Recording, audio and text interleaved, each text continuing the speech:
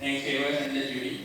So, moving start to the case. So, this is a representative case. This is a case of a 40-year-old female who is having a lesion in the distal femur. As you can see on X-ray and MRI, biopsy was done. It was suggested an osteosarcoma. So, as standard protocol, preoperative chemotherapy was given, and she was non-metastatic.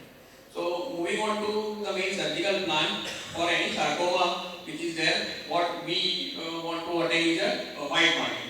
So if a tumor is there in the lower end of the femur, what we want to do is we traditionally remove the distal femur and put in a distal megaprosthesis. But this is an era of 3D printing, and this was one of my first case which I did with 3D printing. So I just thought about can we save the joint and do such sort of resection and save the knee joint. So thinking started, and we got to do this sort of a 3D planning, and these are the images. We were fused with the CT and MRI because it's not only CT based planning, MRI and CT both are needed for a sarcoma planning. So CT and MRI fusion images were brought down, and this was the planning. And as you can see on the right side, the margin that was taken was 1 cm proximal and rest was 5 mm.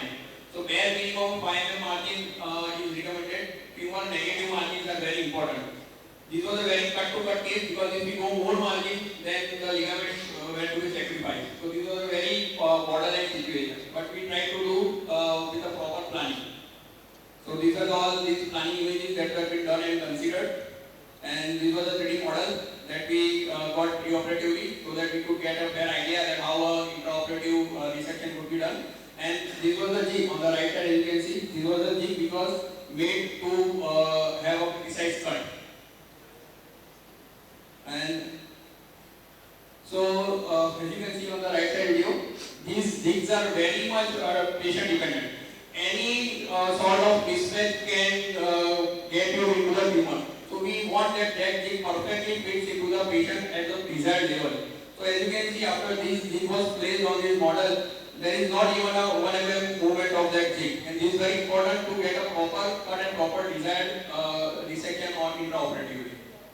So this was a slot that was being made for that socket. Exactly that 1 mm slot, 2 mm slot were made for that socket to be entered. And this is an intraoperative image. This was a desired resection level. So this is an intraoperative image, and as you can see, we could get almost complete placement of the jig as we have decided preoperatively, and this is very important. As you can see, this side lateral plate was inserted. So I was very much worried that if I throw that medial column, the lateral column will break including complete fracture. So prophylactically a plate was inserted first, and then this resection was done. But and then I was very much worried, as I said, it was my first case. So I sent the whole specimen to the pathologist and asked him to get comment over the margin. This was the thing.